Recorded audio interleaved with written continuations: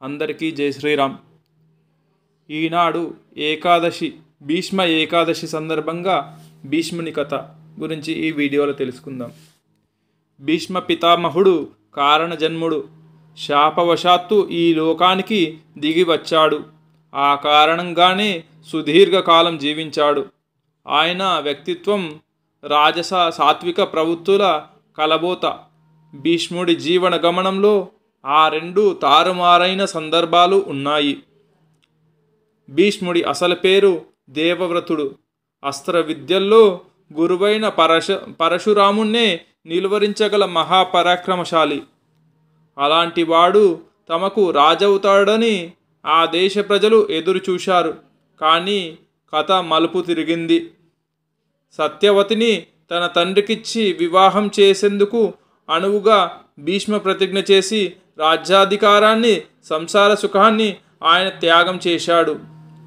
తీరా సత్యవతి సంతానమైన చిత్రాంగద, విచిత్రవీర్యుల అకాల మరణం కారణంగా కురువంశంలో మగబిడ్డ లేకుండా పోయాడు. ఎవరి సంతతికి రాజ్యాధికారం సంక్రమించడం కోసం నీవు వివాహం చేసుకోలేదో ఆ సంతానం మిగలలేదు, వంశాంకురాలను అందించలేదు. కాబట్టి నీవు శపథం విడిచిపెట్టి పెళ్లి చేసుకో, వంశాన్ని నిలబెట్టు అని సత్యవతే స్వయంగా ప్రాధేయపడింది. భీష్ముడు భీష్మించుకొని కూర్చున్నాడు. విధిలేక సత్యవతి వ్యాస మహర్షిని ప్రార్థించి తన కోడళ్లకు తగిన సంతానాన్ని ప్రసాదించమని కోరింది. ఆ ముని కారణంగా వంశం నిలిచింది.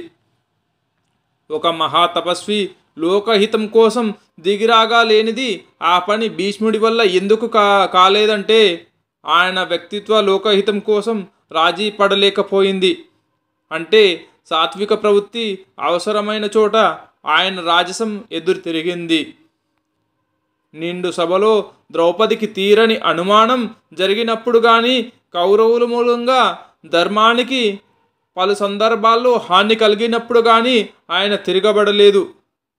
రాజస ప్రవృత్తిని లేదా క్షాత్ర ధర్మాన్ని పాటించి ఆయననే కనుక విల్లు పట్టి నిలబెడితే యుద్ధంతో పని లేకుండానే ధృతరాష్ట్రుడు సంతానం కుక్కిన పేనుల్లా పడి ఉండేవారు. కృష్ణార్జునులకు తప్పిస్తే భీష్మాచార్యుడికి ఎదురు నిలిచే సత్తా భూమి మీద ఎవరికీ లేదు. అలా రాజసానికి పెద్దపీట వేయవలసిన చోట ఆయన సాత్విక ప్రవృత్తికి పట్టాభిషేకం చేశాడు. ఈ ప్రవృత్తి గ్రహణంతో పాటు ఈ కాస్త సందిగ్ధత ఎప్పుడు దూరమైందంటే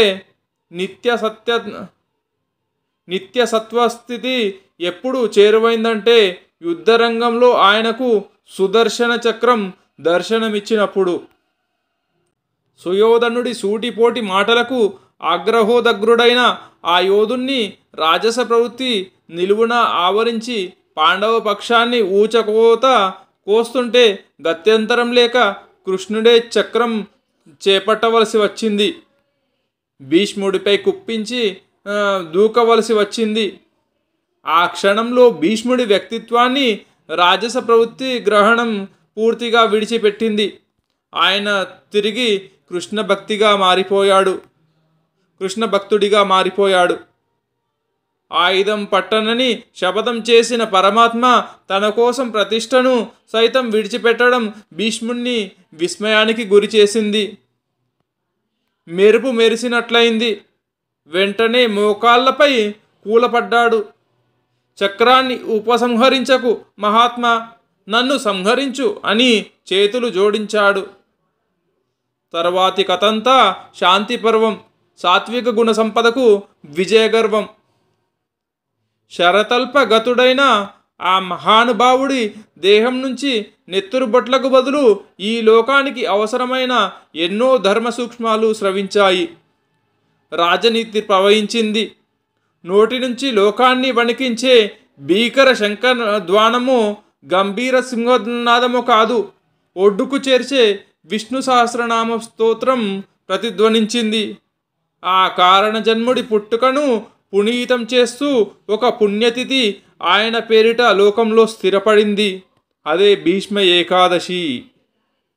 జై శ్రీరామ్, జై శ్రీమన్నారాయణ.